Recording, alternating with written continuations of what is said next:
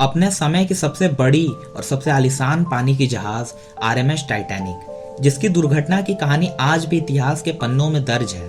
Titanic दुर्घटना इतनी बड़ी और इतनी भयानक थी जिसको भुलाना असंभव है। ये एक ऐसी दुर्घटना थी जिसमें बिना किसी युद्ध के हजारों लोग मारे गए थे। टाइटैनिक को कहा जाता था कि यह अनसिंकेबल यानी कि बिना डूबने वाली जहाज है, लेकिन ऐसा क्या हुआ जो कि बिना डूबने वाली जहाज अपनी पहली यात्रा में ही डूब गई। तो आइए जानते हैं इस वीडियो के माध्यम से एक रहस्यमयी कहानी टाइटैनिक की।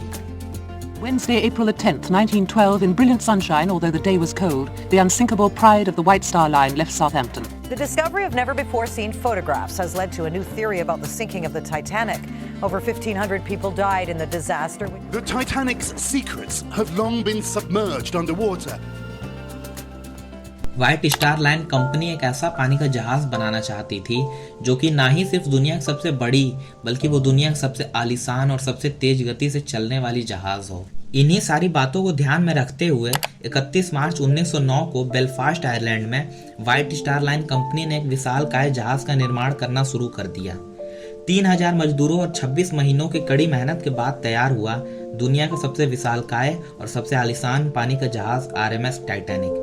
इस जहाज को इतनी एडवांस सेफ्टी फीचर से बनाया गया था कि उस समय इस जहाज को अनसिंकेबल माना जाता था, ऐसी जहाज जो कभी डूब नहीं सकती। ये जहाज ना ही सिर्फ दुनिया की सबसे बड़ी बल्कि 296 मीटर लंबी और 53 मीटर ऊंची भी थी। अगर बात की जाए टाइटैनिक को बनाने के कुल खर्च की तो उस समय इस जहाज को बनाने में $7.5 मिलियन की लागत आई थी।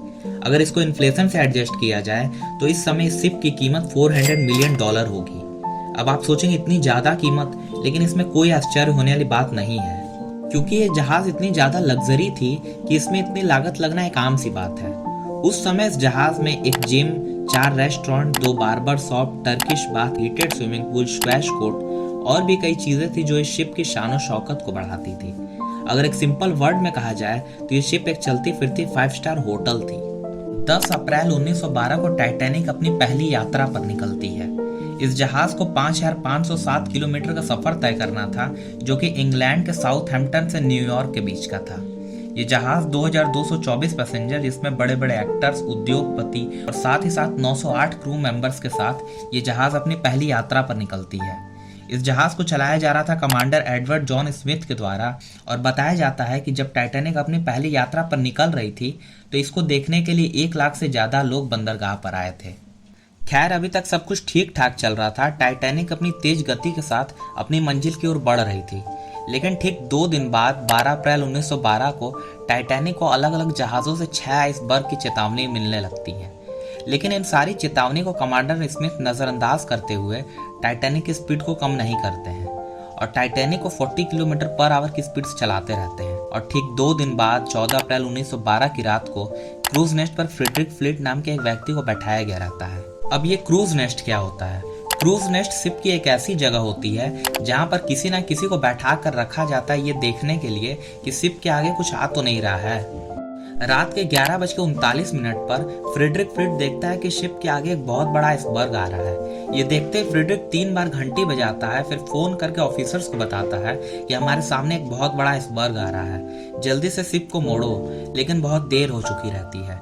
ठीक 1 मिनट बाद 11:40 पर शिप का निचले वाला हिस्सा आइसबर्ग से जोरों से टकरा जाता है और इतनी भयंकर टकराव होने से जहाज के निचले वाले हिस्से में कई होल्स हो जाते हैं और इन होल से पानी तेजी से पूरी जहाज में भरने लगता है। ये सब देखने के बाद जहाज में सवार सारे पैसेंजर्स में अफरा तफरी मच जाती है। इतनी अफरा तफरी देखते ही कमांडर स्मिथ ऑर्डर दे देते हैं कि लोगों को शिप से उतारकर लाइफ बोट में भेजा जाए, लेकिन इतनी ज्यादा भगदड़ होने के कारण पहली लाइफ बोट में सिर्फ 28 लोग ही जा पाते हैं, जबकि लाइफ बोट में 65 लोगों की कैपेसिटी रहती है। और सबसे बड़ी परेशानी तो ये थी कि टाइटैनिक में सिर्फ 20 लाइफ बोट्स रखे गए थे, जो कि 2224 लोगों को ले जाने के लिए काफी नहीं थे। लेकिन फिर भी 700 के करीब लोगों को उन 20 लाइफ बोट्स में भेजा जाता है और बचे लोग अभी भी शिप में ही रहते हैं।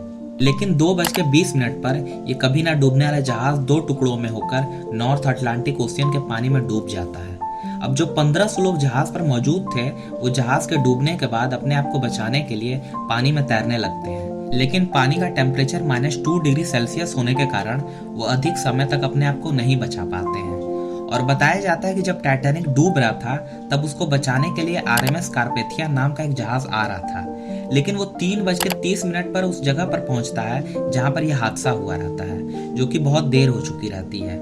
लेकिन फिर भी आरएमएस कारपेथिया उन लोग को बचा लेता है जो कि लाइफ बोट्स पर थे। अगर हम आपसे कहें कि आरएमएस टाइटैनिक नहीं डूबता अगर ये सारी गलतियां नहीं की गई रहती तो चलिए जानते हैं। सबसे पहली गलती तो ये थी कि टाइटैनिक की स्पीड को कम नहीं किया जा रहा था। अब इसके पीछे का कारण ये था कि जो व्हाइट स्टार लाइन कंपनी थी जिसने किस जहाज को बनाया था, वो कैप्टन स्मिथ पर बहुत दबाव बनाकर रखी थी कि शिप की स्पीड को कम ना किया जाए, क्योंकि शिप को सिर्फ 7 दिनों में यानी कि 17 अप्रैल को न्यूयॉर्क पहुंचना था, ताकि कंपनी और टाइटैनिक का रेपुटेशन खराब ना हो।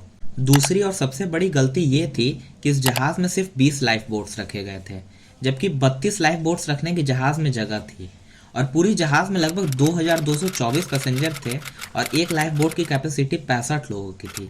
अगर 65 × 20 किया जाए तो सिर्फ 1300 लोग इन सारी लाइफ बोट्स में आते। अब इतनी कम लाइफ बोट्स रखने के पीछे टाइटैनिक को बनाने वाली कंपनी का ओवर कॉन्फिडेंस कहा जाए या फिर कुछ और।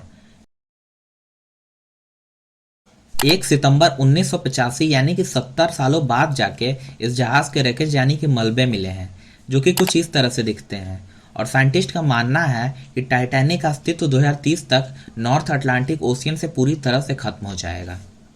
तो दोस्तों, ये थी टाइटैनिक की एक रहस्यमयी कहानी। और हाँ, अगर आप जानना चाहते हैं कोहिनूर का पूरा इतिहास तो एंड स्क्रीन पर आ रहे वीडियो को क्लिक करके पूरी वीडियो देख सकते हैं। और अगर वीडियो पसंद आई हो तो लाइक और शेयर कर दें, और चैनल पर नए हैं तो चैनल को सब्सक्राइब कर दें।